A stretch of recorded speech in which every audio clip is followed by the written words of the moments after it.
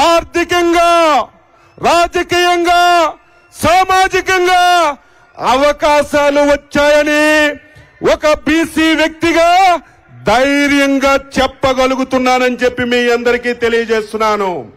42 సంవత్సరాలు తెలుగు సుదీర్ఘ ప్రయాణంలో కష్టం వచ్చినా, సుఖం వచ్చినా, ఎన్ని ఇబ్బందులు వచ్చినా తెలుగుదేశం పార్టీకి అంటి పెట్టుకున్నటువంటి వర్గం మన బలహీన వర్గమని గర్వంగా ఈరోజు చెప్పగలుగుతున్నాను. అందుకే పార్టీలతో సంబంధం లేకుండా ఆ రోజు వైఎస్ రాజశేఖర రెడ్డిని, అదేవిధంగా ఈరోజు జగన్మోహన్ రెడ్డి కూడా తెలుగుదేశం పార్టీకి బలహీన వర్గాలు అండగా ఉంటారు.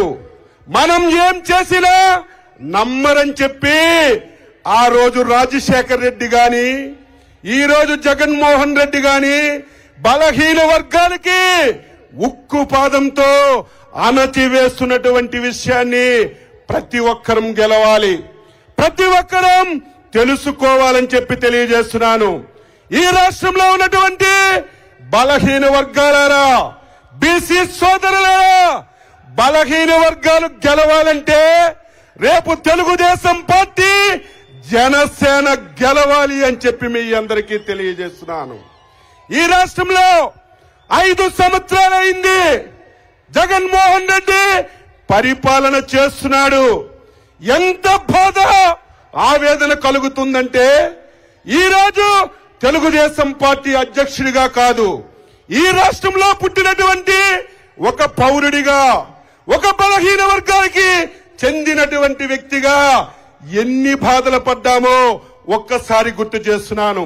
నన్ను 80 రోజులు జైల్లో పెట్టాడు. అచ్చెన్నాయుడు చేసిన తప్పేంటి?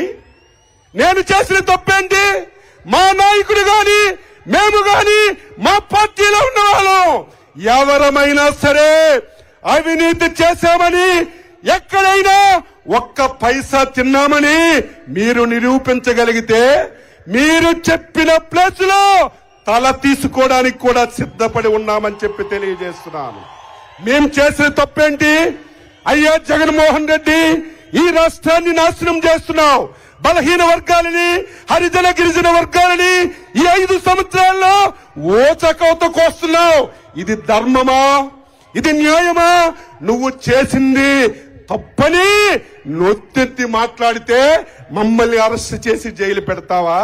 ఈ స్వతంత్ర భారతదేశంలో బలహీన వర్గాలకి మాట్లాడే నైతిక హక్కు కూడా లేదా అని చెప్పి జగన్మోహన్ రెడ్డికి అడుగుతున్నాను.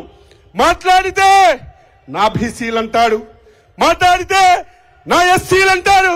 ఈ రోజు మంగళగిరి వేదిక ద్వారా ఈ రాష్ట్రంలో ఉన్నటువంటి బలహీన వర్గాలకి ఒక ప్రశ్న వేస్తున్నాను.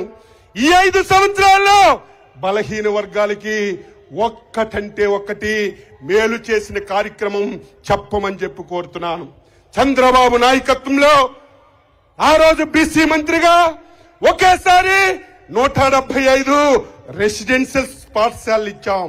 ఈ రాష్ట్రంలో ప్రతి జిల్లా హెడ్ క్వార్టర్లో ఏదైతే మంచి సెంటర్లో 5 ఎకరాల స్థలం ఇచ్చి 5 కోట్లు మంజూరు చేసి బీసీ భవనాలకి శంకుస్థాపన చేస్తే అన్ని రద్దు చేసి మొత్తం ఆ భూములన్నీ వైసీపీ దొంగలందరూ దోచుకున్నారు.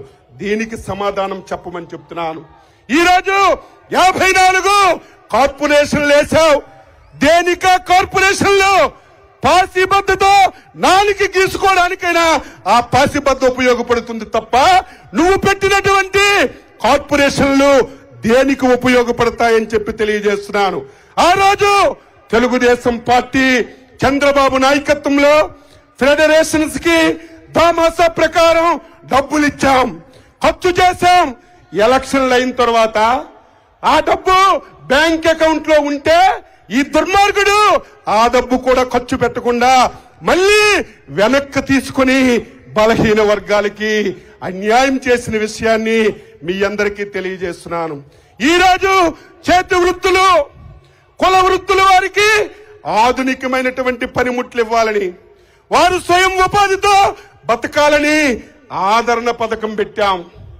ఏదో గదిలో కూర్చొని మేము సెలెక్ట్ చేయలేదు, మీకు కావలసింది, మీరు కోరుకున్నది మీరు తీసుకోండి అని ఆదరణ కింద పనిముట్లు కొని ఈ రాష్ట్రంలో అన్ని రెవెన్యూ డివిజన్లు హెడ్ క్వార్టర్లకి పంపించి గోడౌన్లో పెట్టాను. మన మీద ఎంత కోపమో చూడండి. ఈ దుర్మార్గుడు 5 సంవత్సరాల్లో ఒక్క పని చేయలేదు, ఒక్క కార్యక్రమం చేయలేదు. కానీ చంద్రబాబు నాయుడు గారు ఇచ్చినటువంటి ఆదరణ పరికరాలు ఈ రాష్ట్రంలో గోడముల్లో తుప్పి పట్టుపోతున్నా అవి మన చేతు ఉత్తులు వాళ్ళకి ఇవ్వడానికి చేతులు రానటువంటి ఈ దుర్మార్గుణ్ణి ఎంత తొందరగా బంగాళాఖాతంలో కలపగలిగితే అంత తొందరగా మన బలహీన వర్గాలకి స్వేచ్ఛ వస్తుందని ఈ సందర్భంగా తెలియజేస్తున్నాను.